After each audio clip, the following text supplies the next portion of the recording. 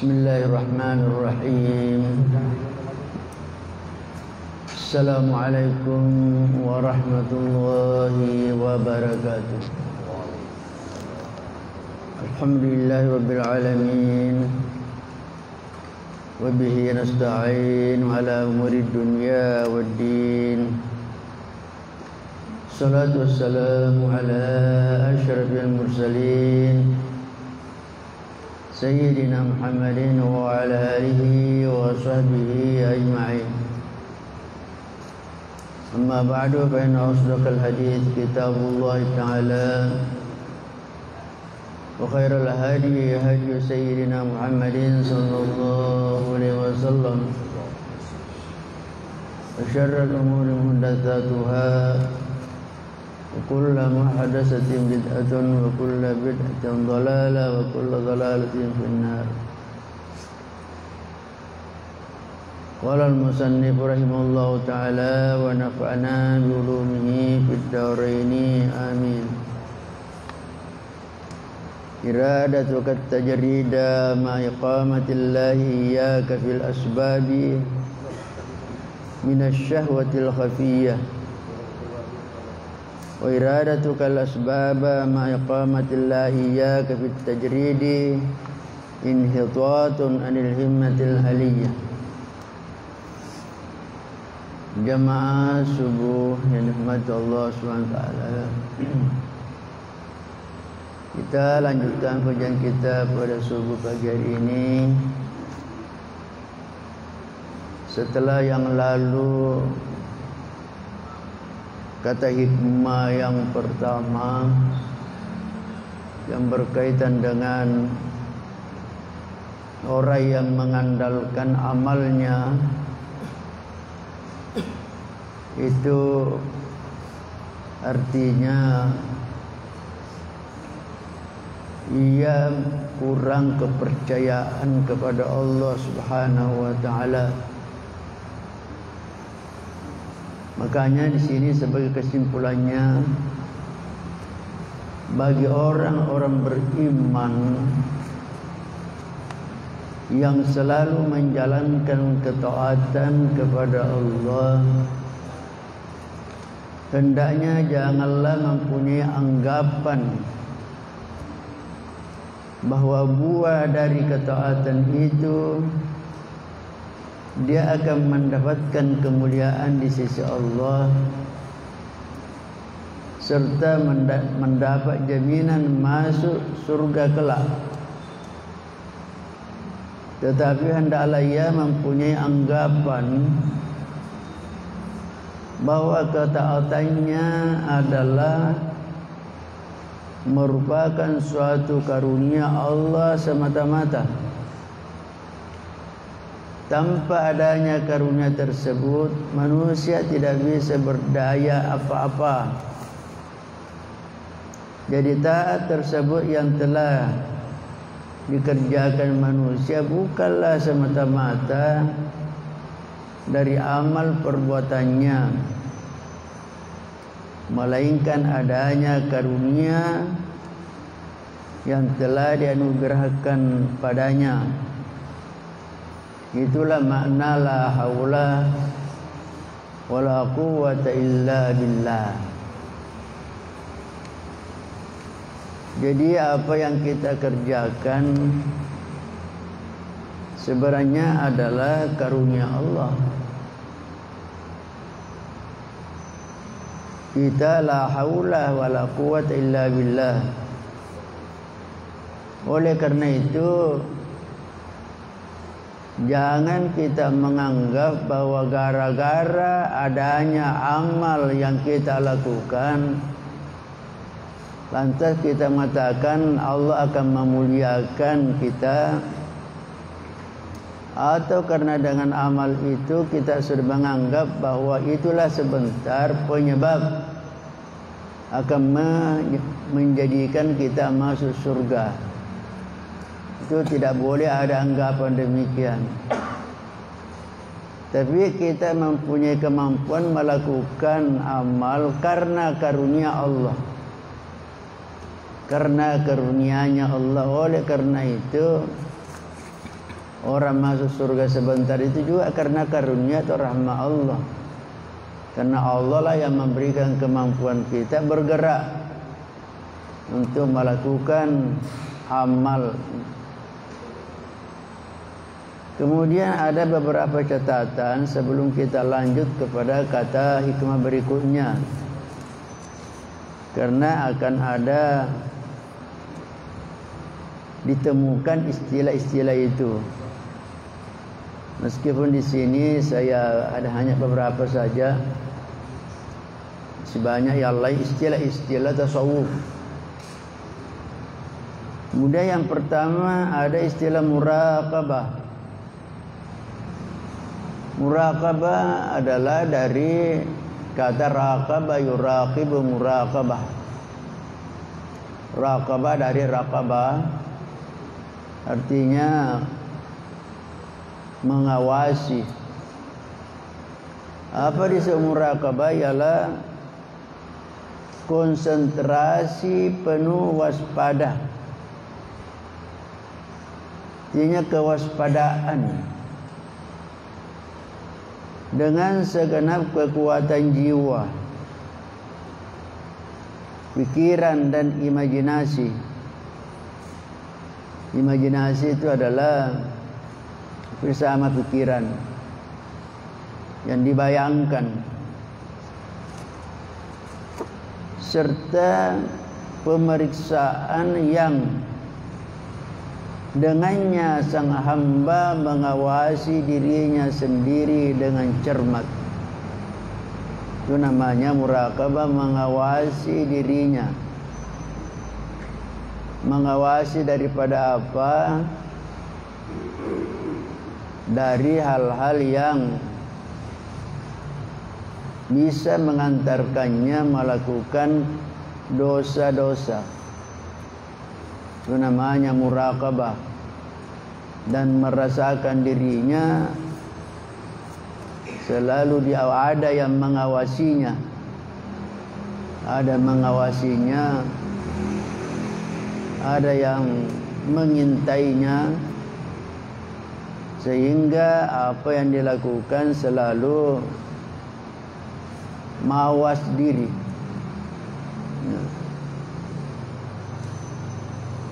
Mengawasi dirinya sendiri dengan cermat. Itu disebut muraqabah.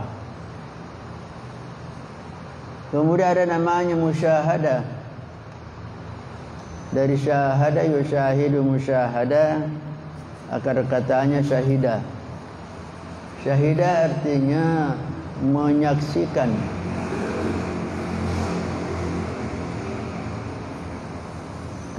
Ketika kita mengucapkan syahadah, penyaksian, kita mengatakan asyhadu, saya menyaksikan. Tapi dalam hal ini menyaksikan bukan penyaksian mata. Bukan penyaksian mata. Bukan mata kita. Syahadah sini yang dimaksud. Karena ketika kita mengatakan asyhadu an la ilaha illallah, bukan melihat Allah. Jadi menyaksikan artinya meyakini dalam hati. Jadi di dunia itu kata syahadah itu penyaksian dengan melalui mata hati. Jadi kita menyaksikan Allah, mengakui bahwa ada Allah, tapi tidak melihat dengan mata kepala. Tetapi musyahadah sebentar di hari kemudian itu dengan melalui mata kepala.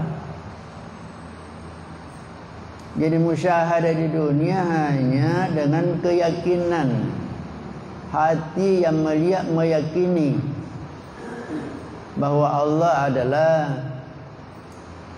Tuhan yang tidak ada Tuhan selain Allah.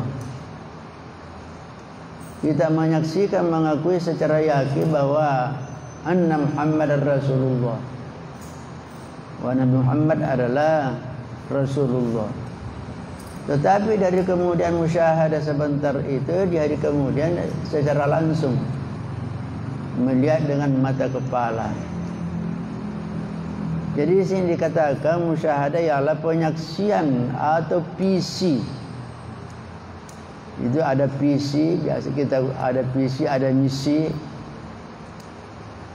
Visi ialah musyahadah adalah sejenis pengetahuan langsung tentang hakikat. Sejenis pengetahuan langsung tentang hakikat. Hakikat itu adalah inti daripada yang sesuatu yang sebenarnya. Segala sesuatu ada hakikatnya, ada lahirianya. Artinya ada penampakannya secara luar, tapi ada hakikatnya. Itu disebut hakikat adalah intinya daripada apa yang lahiriah, yang kelihatan. Penyaksian ini terjadi dalam berbagai cara. Sebagian penempuh jalan spiritual atau kaum tarekat. Jadi orang yang menempuh jalan spiritual itulah pula yang disebut tarekat. Tarekat artinya jalan. Jalan. Tarekat berapa dari bahasa Arab? Tariq. Tariq ini jalan. Kalau di dalam bahasa Arab ada tariq, ada sabil, ada sirat. Ada sirat. Kalau sirat itu yang kalau kita mungkin bisa umpamakan seperti jalan raya. Jalan raya, jalan yang luas. Jalan tol, itu sirat. Kemudian ada tariq. Tariq itu ialah jalan yang kecil. Kalau mungkin bisa dikatakan lorong-lorong. Lorong-lorong, tariq namanya. Kemudian ada lagi yang lebih kecil lagi, sabil. Kalau ada lorong kemudian ada jalan-jalan setapak lagi itu. Itu. Jadi tariq itu, tariqat berasal dari tariqun. Tariqun dalam bahasa kita bisa berarti jalan, bisa berarti cara, bisa berarti metode, bisa berarti sistem. Sistem yang digunakan bagi orang yang menempuh jalan spiritual.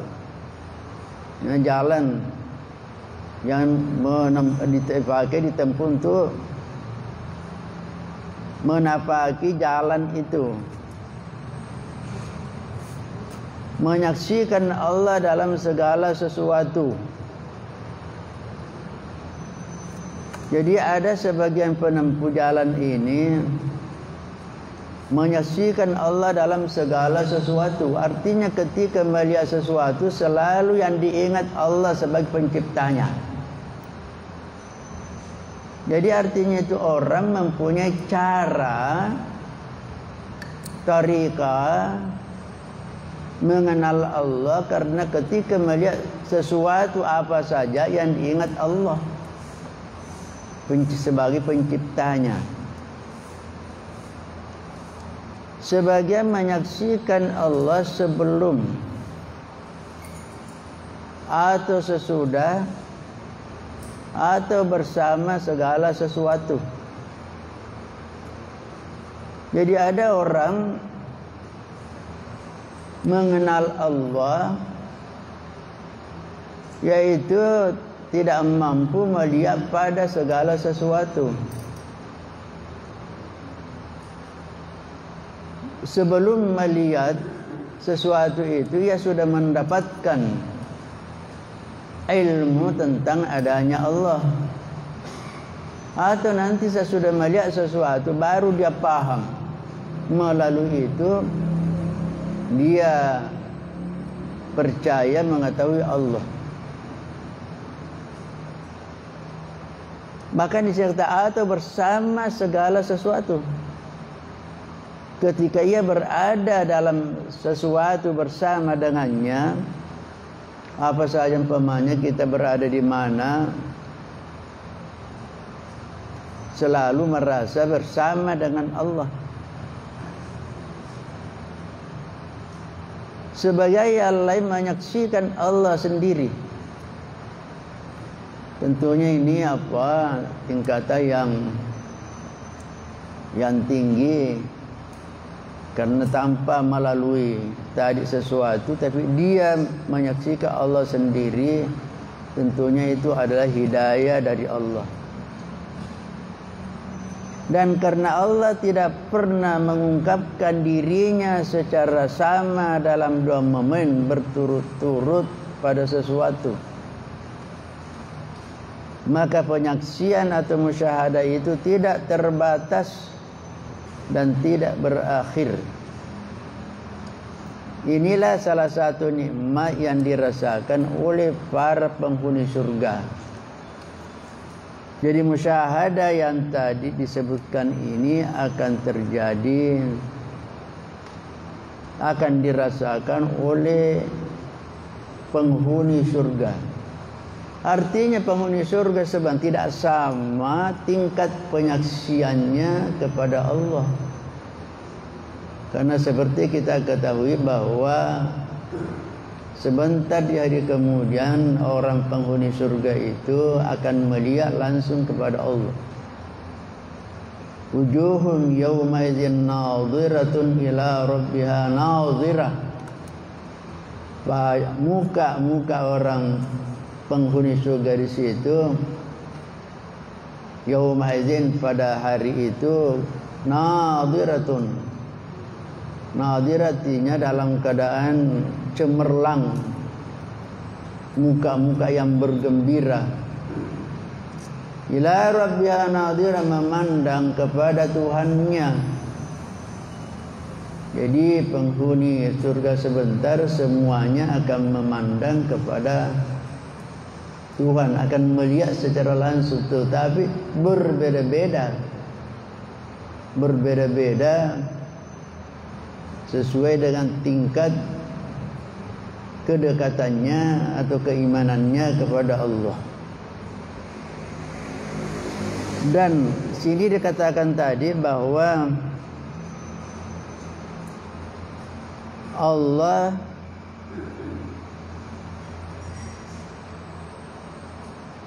tidak terbatas menyaksikan atau terjadinya musyahadah itu kepada Allah tidak terbatas dan tak berakhir. Allah tidak pernah mengungkapkan dirinya secara sama dalam dua momen berturut-turut. Apa maksudnya? Bahwa Allah tidak pernah memperlihatkan dalam dua waktu penampakannya sama. Tidak pernah memperlihatkan dirinya pada dua waktu yang berbeda dengan bentuk yang sama. Artinya Allah tidak terbatas. Kita saja saya biasa memberikan contoh.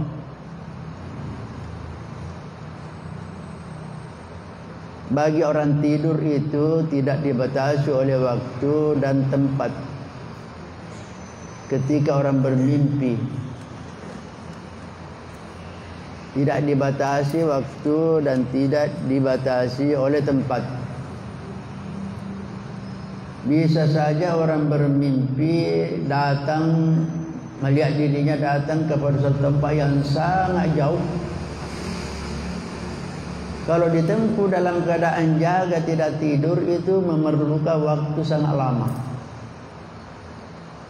Bisa berbulan-bulan kalau ditempuh dengan perjalanan. Tapi dia datang hanya dalam waktu beberapa detik saja. Mungkin 10 detik saja atau kurang daripada itu. Ketika terbangun bercerita apa yang dilihat dalam mimpi. Artinya tidak dibatasi oleh waktu.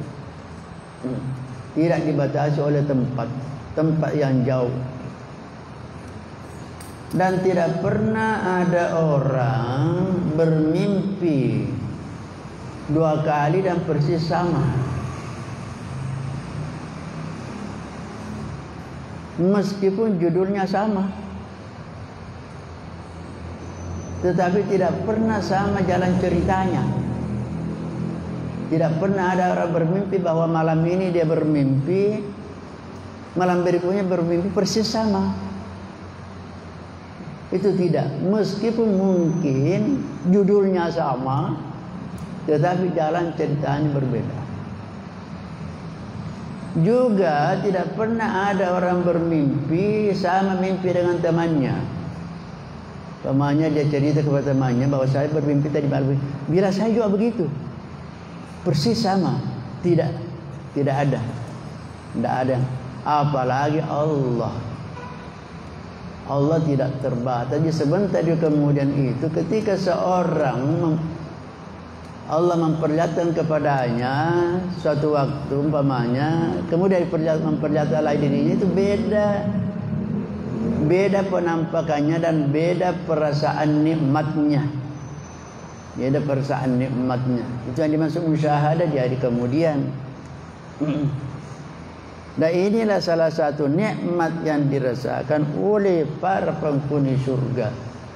Karena nikmat yang paling tinggi di hari kemudian ialah memandang wajah Allah. Itulah nikmat yang tertinggi. Tapi beda-beda orang melihatnya, berbeda-beda. Kemudian istilah yang akan ditemukan dalam istilah tasawuf ada namanya sir, asrar. Bentuk jamaknya asrar. Sirron artinya rahasia, sir artinya sesuatu yang paling dalam di dalam hati kita, yang paling dalam, suara dalam hati. Sir, rahasia.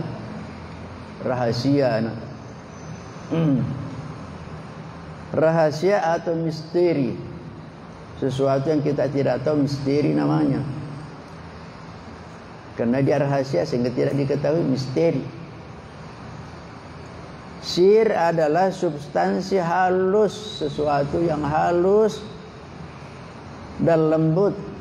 Dalam bahasa Arab disebut latifah, yang lembut dari rahmat Allah.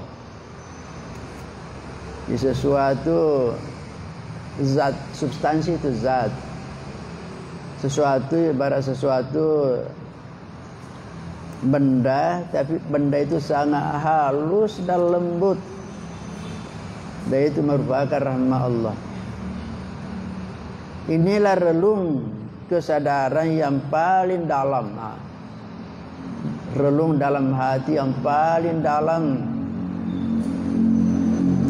Tempat komunikasi rahasia antara Tuhan dan hambanya. Jadi tempatnya itu rahasia komunikasi, beraka ada channel hubungan dengan Allah dengan hambanya, itulah namanya rahasia, sir. Inilah tempat paling tersembunyi di mana Allah memanifestasikan rahasianya kepada dirinya sendiri. Jadi dikatakan paling tersembunyi.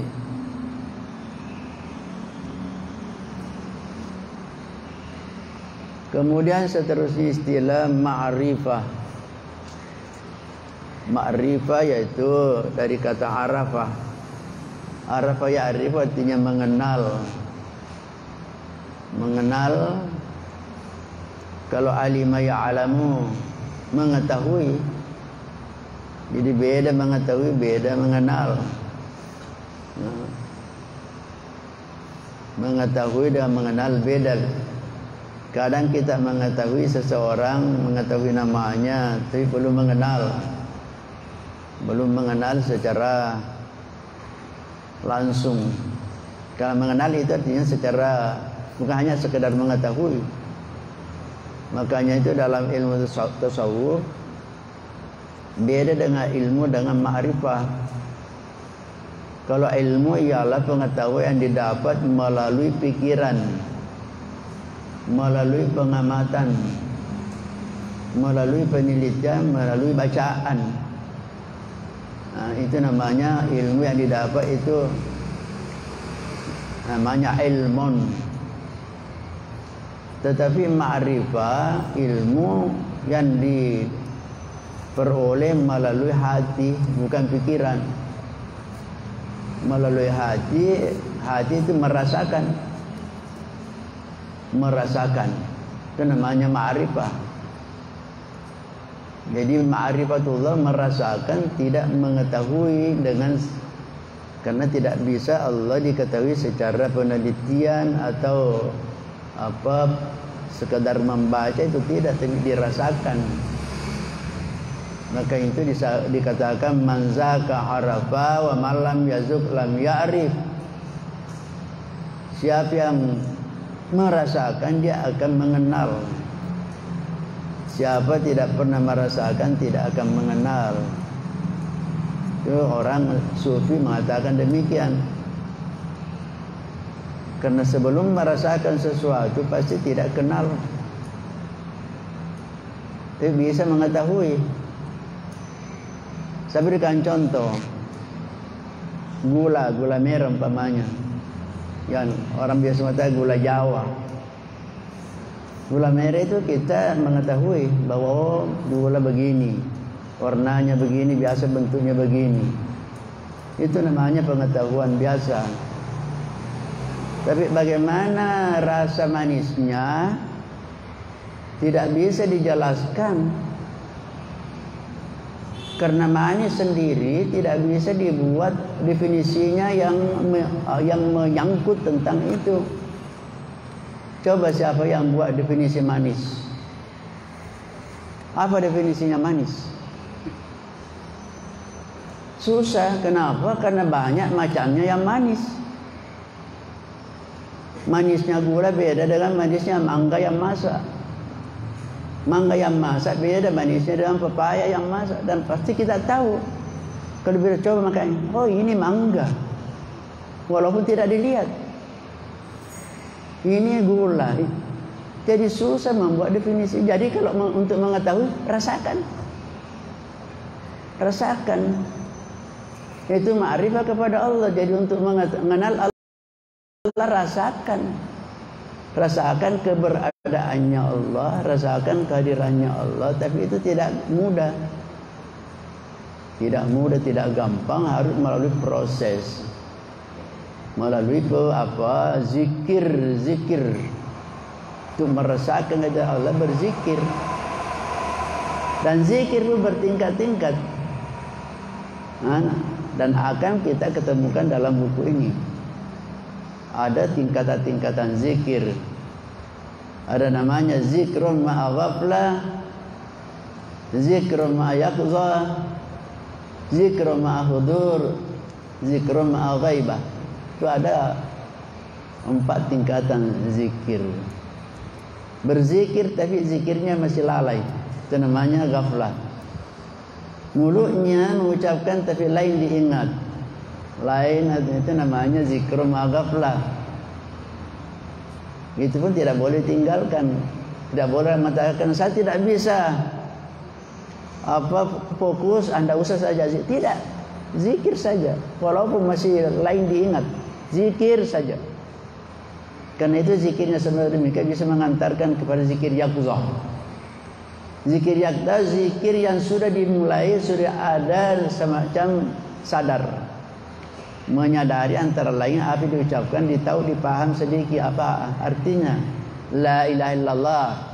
Sudah disadari bahwa tidak ada Tuhan selain Allah. Di samping dia mengucapkan, dia ada.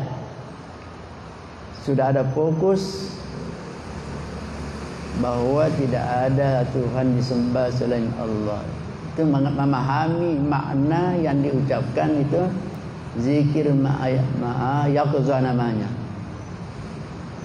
Kemudian ketiga ada zikir ma'hudur. Zikirnya sudah hadir bersama dengan Allah. Hadir saya hadir di sini bersama dengan kalian. Itu namanya sudah merasakan kehadiran. Ini sudah tingkatan tinggi.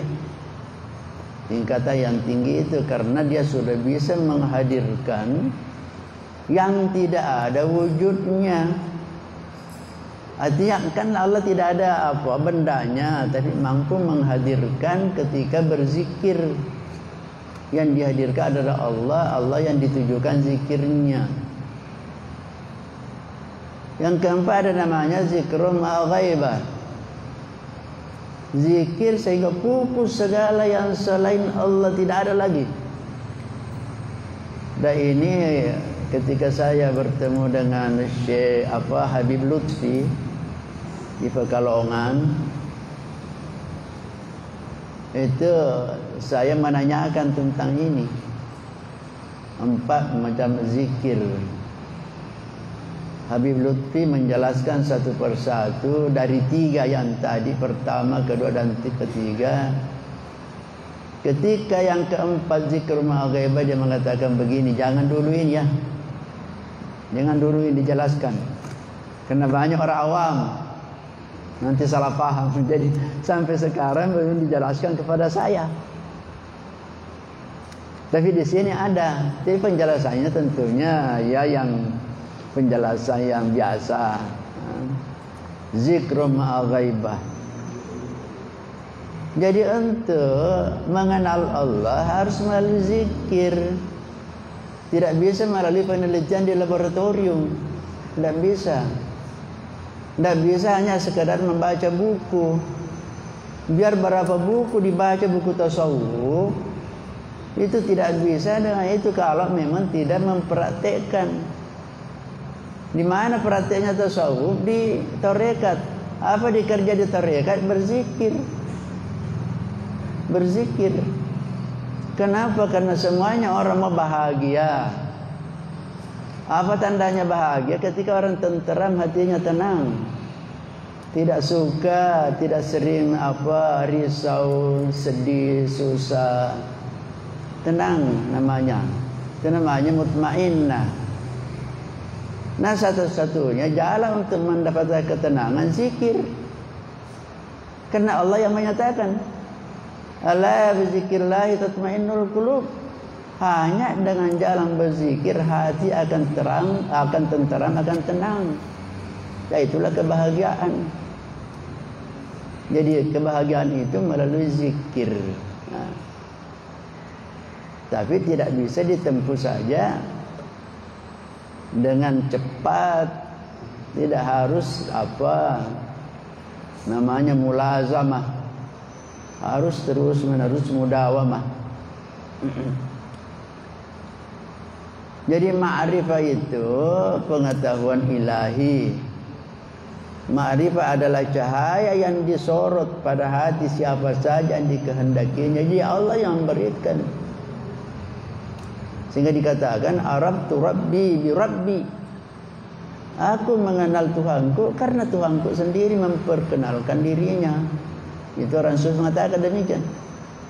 Laula rabbi ma arabtu rabbi. Kalau bukan karena Tuhanku, aku tidak mengenal Tuhanku. Jadi itu ma'rifah pemberian dari Allah. Inilah pengetahuan hakiki yang datang melalui penyingkapan atau kasyaf. Jadi penyingkapan, kasyaf artinya dibukakan. Penyaksian, musyahadah, dan cita rasa atau zauq. Zauq itu tadi merasakan. Pengetahuan ini berasal dari Allah. Pengetahuan ini bukanlah Allah sendiri. Jadi pengetahuan dari Allah bukan Allah sendiri, karena dia tidak bisa diketahui dalam esensinya.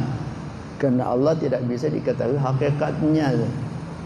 Jadi ma'rifah itu pengetahuan ilahi namanya dari Allah. Itu ma'rifah namanya. Kemudian ada istilah tajalli. Tajalli penyingkapan diri. Tajalli. Dalam bahasa Arab tajalli itu ketika sesuatu tadinya masih samar-samar atau tidak kelihatan, ketika nampak itu namanya tajalli. Ya, tajalli. Dalam Al-Quran ada kata tajalli. Falamma tajalla rabbuhu lil jabali ja'alahu dakka. Allah bermanifestasi. Tajalli Allah. Jadi ada prosesnya, ada namanya takhalli, ada tahalli, ada tajalli. Jadi anak-anak mungkin belum bisa paham, tidak masalah. Kalau belum bisa paham, karena memang ini tasawuf itu pengetahuan hakikat. Untuk mendapatkan tajalli ada proses. Ada takhalli, ada tahalli. Dan disebut takhalli mengosongkan semua pada diri dan hati, semua sifat-sifat yang tercela. Buang semua sifat takabur, riya, kikir, hasad, dengki, tamak, hilangkan semua itu. Dan itu tidak gampang. Tidak gampang menghilangkan semua itu karena kita ini manusia. Sesudah itu hilang semua yang tidak baik diganti dengan yang baik. Sifat-sifat terpuji, apa itu lawannya tadi? Riya adalah penyakit hati. Akhlak yang tercela. Ganti. Riya itu apa? Ikhlas. Nah, sekarang apa kita mampu? Jadi menempuh jalan spiritual itu memang tidak mudah. Tetapi kalau Allah memberikan hidayahnya dapat. Kalau Allah memberikan. Sifat dengki tidak baik. Ganti dengan suka memaafkan orang. Al-hilmu namanya. Jadi itu namanya setelah takhalli menghilangkan semua akhlak-akhlak yang tidak baik diganti dengan akhlak yang terpuji. Sebentar hasilnya tajalli. Apa disebut tajalli? Nampak sifatnya Allah pada orang itu. Bagaimana sifatnya orang itu? Tadinya orang keras, dia keras hati, sekarang menjadi lembut, pemaaf, suka menasihani orang, membantu orang. Itu sifatnya Allah Ar-Rahim Ar-Rahman. Itu namanya tajalli. Artinya Allah menampakkan sifatnya pada hambanya. Tapi itu kan tidak mudah. Tidak mudah karena meninggalkan penyakit hati memerlukan waktu. Memerlukan pelatihan, itu disebut dalam tasawuf mujahadah dan riyadhah. Mujahadah berjihad menghadapi nafsu, kemauan nafsu. Riyadhah latihan-latihan membiasakan. Itu nanti itu terjadi tajalli, penyingkapan dirinya Allah. Tajalli berarti Allah menyingkapkan dirinya sendiri kepada makhluknya. Itu tadi. Bukan Allah yang nampak di situ sifat-sifatnya. Penyingkapan diri Tuhan tidak pernah berulang. Sama dan tidak pernah pula berakhir. Sama tadi ketika musyahadah. Penyingkapan diri Tuhan berupa cahaya batiniyah yang masuk ke hati. Jadi berupa cahaya batiniyah masuk ke hati. Tajalli merupakan tanda-tanda yang Allah tanamkan di dalam diri manusia supaya dapat disaksikan. Jadi yang disaksikan kepada manusia sifatnya Allah, Allah tanamkan di situ, bukan zatnya Allah. Setiap tajalli melimpahkan cahaya demi cahaya, sehingga seseorang yang menerimanya bakal tenggelam dalam keabadian. perbedaan yang dijumpai dalam berbagai penyikapan itu tidak menandakan adanya perbedaan pendapat di antara para guru sufi. Artinya semua guru sufi tahu tentang itu. Tidak ada perbedaan. Masing-masing manusia unik. Oleh karena itu masing-masing tajalli Tuhan unik. Artinya berbeda pada setiap orang. Jadi tidak ada dua orang yang merasakan pengalaman tajalli yang sama. Itu tadi saya jelaskan, tidak ada yang sama. Akan tetapi hanyalah mereka yang telah merasakan yang mengetahuinya. Dan mereka yang tidak merasakan tidak bakal mengetahui. Jadi kalau mau mengetahui, rasakan. Untuk merasakan, ikut. Jangan hanya mengatakan apa itu tarekat, itu bid'ah, tidak ada. Anda karena Anda belum tahu. Bagaimana tuh tahu? Masuk dulu, baru rasakan.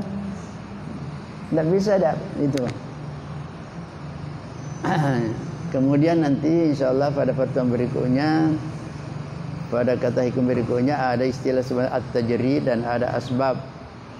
Saya jelaskan dulu secara singkat. Jadi dua kelompok, ada namanya mutajarrid, ada namanya mutasabbib. Yang disebut at-tajrid ada al-mutajarrid, orang yang memang sudah fokus melulu melakukan ibadah-ibadah, tidak lagi sibuk dengan urusan dunia. Sedangkan al-mutasabbib itu orang yang masih sibuk urusan dunia tapi tetap melakukan ibadah-ibadah wajib, ibadah-ibadah yang pokok. Itu namanya al-mutasabbib. Sehingga di dalam tarekat itu beda wiridnya. Beda wiridnya. Umpamanya ada dalam tarekat al-Muhammadiyah ada wirid khafif, ada wirid wasat, ada wirid kabir.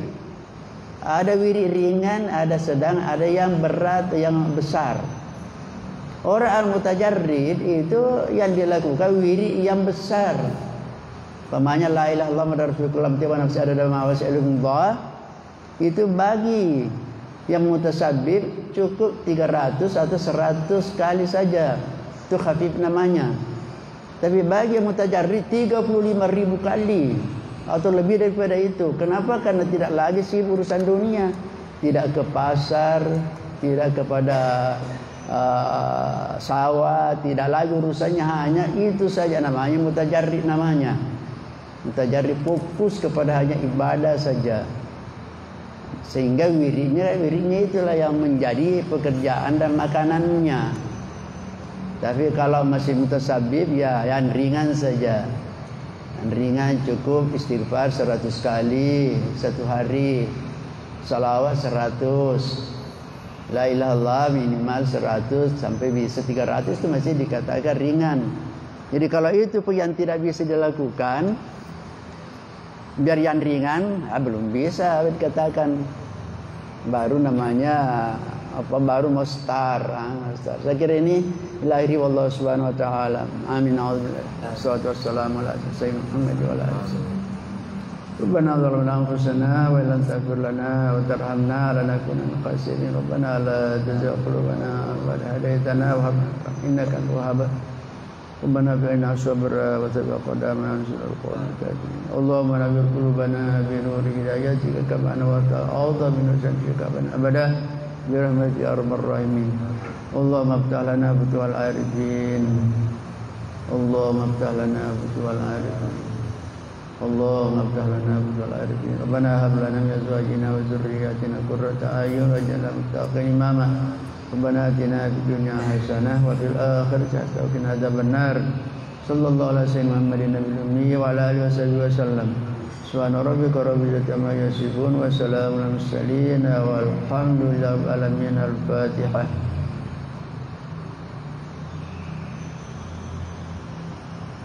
Allahu akbar. Assalamualaikum warahmatullahi wabarakatuh.